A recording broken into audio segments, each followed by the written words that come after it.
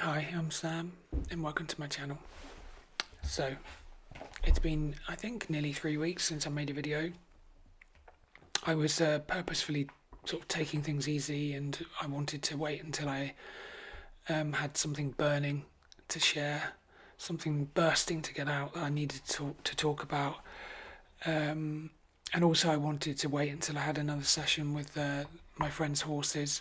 I have a friend who rescues troubled horses and heals them, and the horses then heal people. And I'm very lucky to have that on my doorstep. It's literally half a mile away, so all I need to do is cycle up there, and I can see the horses anytime. But I can't go in with them. He's too busy at the moment, so um, we haven't had another session yet. So I will record that as soon as that happens. So I just wanted to share a few thoughts on what's been happening in the last few weeks, and I have a poem to read from my favourite book of poetry, which was my first book of poetry that I'm still discovering. And this poem I've read once before, and I completely forgot to include it in the long video I made with all my favourite poems. And this, I think, was a few times I've found a poem and I think, wow, I really love that. That speaks to me, and I read it over and over again. And then all of a sudden, I turn the page, and I realise there was a whole other part of the poem that I wasn't ready to see. I wasn't ready to turn that page, and I think that's happened with 3 poems, and they are always the most meaningful poems. So I shall share that. And yeah, so I think, I always wondered why my life had been so difficult, and why making these videos was so painful and so difficult for me to just string my thoughts together and say something coherent. And it's like a lot of the time, I just have to sit and talk and work out what I've said afterwards, and it takes me a long time. I rewatch the videos several times. Sometimes I do. I rewatch them several times, and just to understand what the hell I've said. And then, I've said things over the last year. I'm talking about complex post-traumatic stress, like when the outer identity just crumbles and disintegrates. When you can see it for what it is, it's a facade, it's a coping strategy.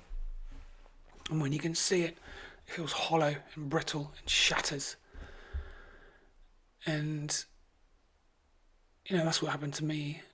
And then I talked about drawing those shattered pieces together with the golden glue, like they do in the Japanese art of repairing broken pottery. It's called kintakuri. Golden repair. And I imagined that golden repair is love, self-love, compassion, self-compassion. Like the self beyond self-centeredness, the boundless self that lives in relationships, most of all the relationship with the intelligence that lives in everything, that lives through us, that we are a part of. And when that outer shell shatters, we join with it. But, within that loving intelligence, we are healed. The loving intelligence that we then allow to live in us. So I've said all of these things. Said that healing is a return to ourself, uncontrived being in forgiveness. I don't need to be anything. I don't need to apologise. I am. And, that's the healing journey, to come back to that truth. But, I said all of those words instinctively. I spoke those words as if some part of me, a deeper part, was throwing out a lifeline, saying, catch these words, repeat them over and over again, and draw yourself back to me. come home. But the reality of that process of shattering and reforming is very, very, very painful, because the body needs to be, it's like there's this dual path of healing, mind and body, which is one really. And the will to survive, the will to heal, kind of directs things. But there is also the difficulty of working with and healing a fragmented mind and a body that is twisted in knots from decades and decades of stress and suffering. And I think that's what I keep coming up against, is this hard, rigid, immovable structure, this scaffolding within mind and body that has helped me survive all these years. And I've just gently got to change. I am changing, but it's a strange thing to feel your body and mind hijacked periodically, and very, very difficult. I'm not shaking today, and this is the first day I haven't been shaking for probably 2 months. And it's quite scary. And it's just this extreme anxiety that's always been there. I was speaking to my sister the other day. We speak occasionally, very occasionally. And I think I had a moment of just terror, that I thought, I'm never ever going to get well. I'm never ever going to heal. I'm never ever going to have the life that is just so close. And I was scared, and I asked her if I can live with her, if in 10, 20 years time I'm still here, and if I'm still in this state, can I live with her? And she said yes. But she also told me something that I kind of, part of me wishes I hadn't heard. She said, my father, who she's still in contact with, I've only seen him maybe half a dozen times in 30 years. He was crying to her the other day, saying that he remembers me as a child, in my high chair, just rocking backwards and forwards as he and my mother argued. And I just, I remember so much. I remember the terror I lived in. I remember the multiple visits to hospitals for injuries I received. I remember the ridicule and neglect.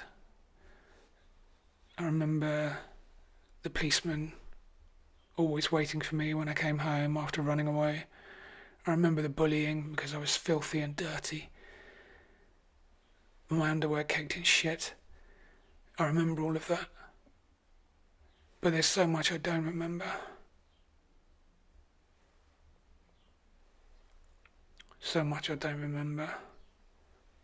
And I could not get the image of myself as a baby rocking backwards and forwards. I could not get that out of my mind. And I realised how fucking long I've been dealing with this. And the expectation that somehow healing is going to be anything other than a lifetime of constant, persistent, gentle, compassionate change. That's unrealistic to think it's not going to be anything other than that.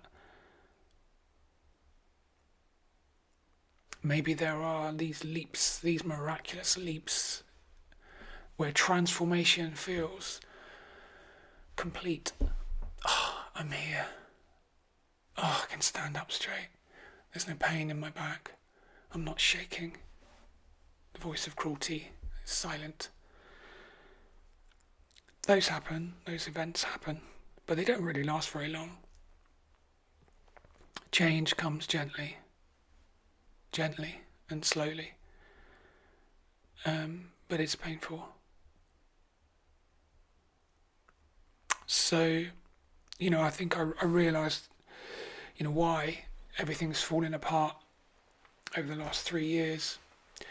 You know, I think I said this in a video not too long ago that I think it might even be my last video that when we're born, when we enter this realm of being, we are supposed to live in relationships and attachment, and to know there's something in us good that we can then share willingly and as an offering, selflessly, really. But when you enter a world of pain and suffering and brokenness, and nobody says, I see you, there's something good in you, there's something wonderful in you, and encourages you to bring that into relationships.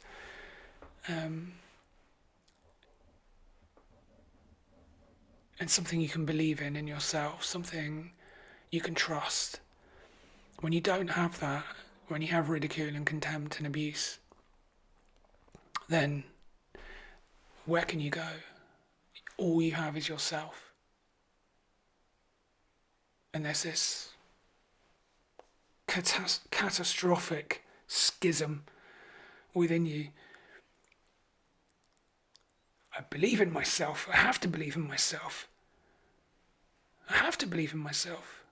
And then, but I must be broken. I must be wrong. I must be shit. It must be my fault. It must be my fault.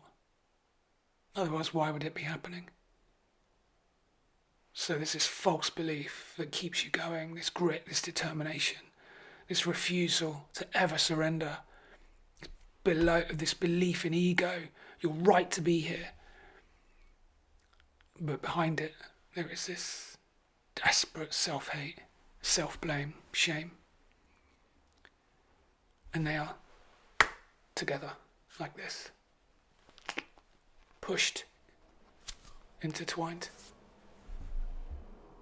twisted around each other. So ego has to shatter. Ego has to shatter before you can even get to the self-blame and the shame and the gradual understanding that it's not your fault. You're not broken. You're not wrong. But it's difficult. It's difficult. And I think because you don't learn that there's something good in you that you can then share in a relationship, you say, what can I trust? What makes me feel good? And it's things. It's things. It's sensations. Objects. I'll hold these objects to me and then that'll make me feel real. I would clothe myself in ways that make people see me.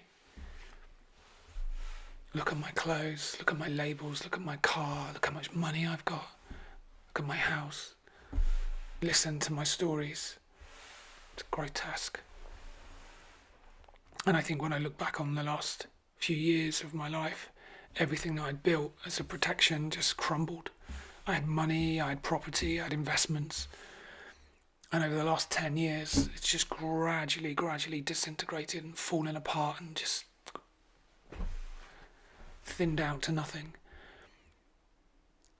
And I realised that the desperate fear I felt over those years as everything crumbled around me was because that as my things had to be sold off, as my money was spent, the substitute for love was also disappearing with it. Even the plans that I could have a life that I wanted in the future that would have things in it and experiences that made me feel more real, more present in the world. I only realised yesterday that all of that is a substitute for love. The ability to buy things, the ability to travel, It's money. It's love. I only just realised that yesterday. So this journey that I'm sharing is an ever clarifying journey into presence, clear seeing, clear feeling, mind like still water, able to really, really experience, really see, without the noise and the chaos of all the baggage. So it is painful and it does take time. But I can see where it's going. I've just glanced down and seen something I wrote a few days ago actually. Surrender everything. Surrender everything. What is our reason to live? What is our reason to live? Not the grit and the refusal and the rage that keeps us going through the trauma. Fuck you. Fuck this. Fuck everybody. I have a right to live. Not that. Not the things we can buy that feather our nest and make us feel real and safe. Not that. What is our reason to live? Is it love?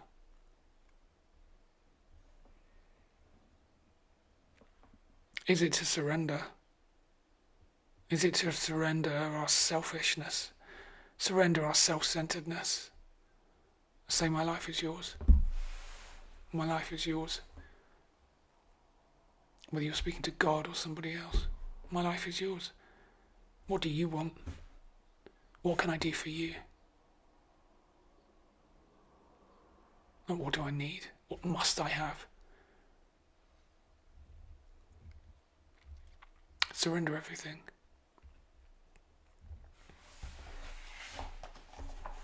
Time for a poem.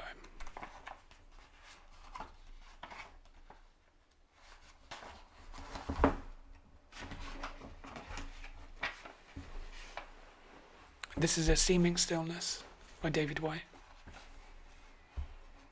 We love the movement in a seeming stillness, the breath in the body of the loved one sleeping, the highest leaves in the silent wood, a great migration in the sky above, the waters of the earth, the blood in the body, the first soft stir in the silence beneath a strident voice, the internal hands of our mind always searching for touch, thoughts seeking other minds, the great arrival of form through all our hidden themes, and this breath in this body, able just for a moment to give and to take, to ask and be told, to find and be found, to bless and be blessed, to hold and be held. We are all a sunlit moment come from a long darkness.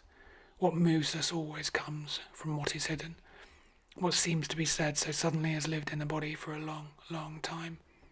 Our life, like a breath then, a give and a take, a bridge, a central movement between singing a separate self and learning to be selfless.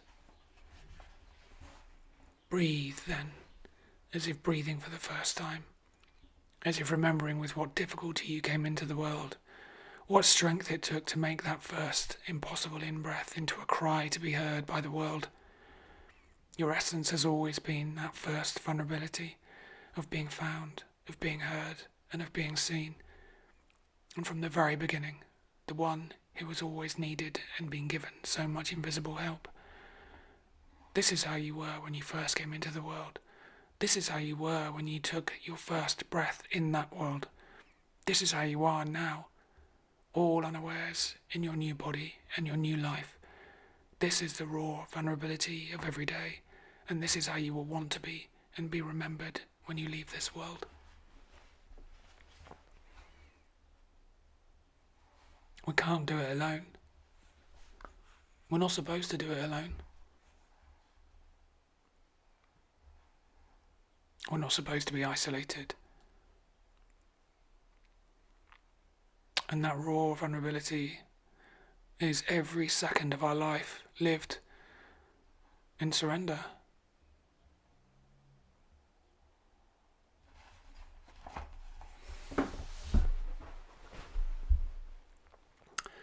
Thank you for watching. Thank you to everybody that leaves such lovely comments, and all those people that reach out to me in email. And I'll see you soon. Bye.